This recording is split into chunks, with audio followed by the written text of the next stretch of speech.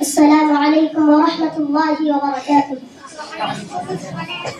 الحمد لله كفى وسلام على عباده الذين اصطفى، أما بعد، فأعوذ بالله من الشيطان الرجيم. بسم الله الرحمن الرحيم.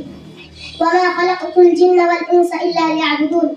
رئيس الحفلة المؤقر وأساتذة الأعزة، إني أريد أن ألقي أمامكم خطبة وجيزة حول الموضوع أهمية التوحيد. إخواني في الله، اعلموا أن عقيدة التوحيد وهي عبادة الله وحده لا شريك له هي أساس الإسلام وأساس الدين، وهي أول ما أمر الله جل وعلا به عباده، وبين سبحانه أنه إنما خلقهم لها. قال تعالى: وما خلقت الجن والإنس إلا ليعبدون. وقال تعالى: يا أيها الناس اعبدوا ربكم الذي خلقكم والذين من قبلكم لعلكم تتقون. وبها أرسل الله الرسل وأنزل بها الكتب. قال تعالى: وما أرسلنا من قبلك من رسول إلا نوحي إليه أنه لا إله إلا أنا فاعبدون.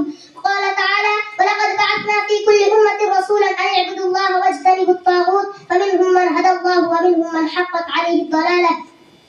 ولذلك كان كل رسول أول ما يخاطب قومه بقوله: يا قوم اعبدوا الله ما لكم من إله غيره. فهم يبدأون دعوتهم بالدعوة إلى التوحيد، وهو أول أركان الإسلام، كما قال النبي صلى الله عليه وسلم: الإسلام أن تشهد أن لا إله إلا الله وأن محمدا رسول الله، وتقيم الصلاة وتؤتي الزكاة وتصوم رمضان وتحج البيت إن استطعت إليه سبيلا، وهو حق الله على عباده وأول واجب عليهم من التكاليف.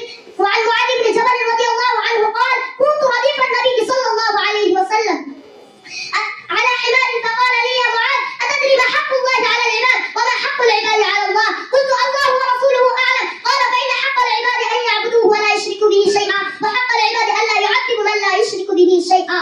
أيها الإخوة، وأول ما يسأل عنه العبد في قبره: من ربك أي من معبودك؟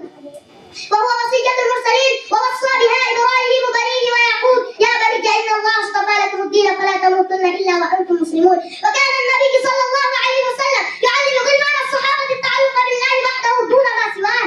قال لابن عباس رضي الله عنهما: يا غلام، إني أعلمك كلمات احفظ الله يحفظك، احفظ الله تجده تجاهك، إذا سألت فاسأل الله، وإذا استعنت فاستعن بالله، وأمرنا الله ألا نموت إلا عليه. يا أيها الذين آمنوا اتقوا الله حق تقاته ولا تموتن إلا وأنتم مسلمون.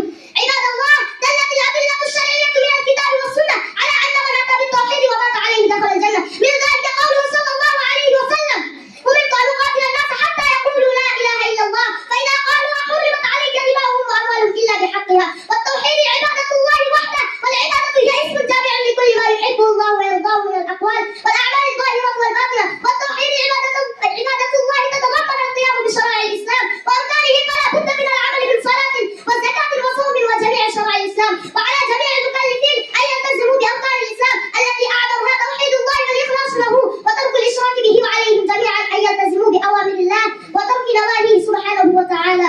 أخيرا أدعو الله أن يوفقنا جميعا على التوحيد. آمين. والسلام عليكم ورحمة الله وبركاته.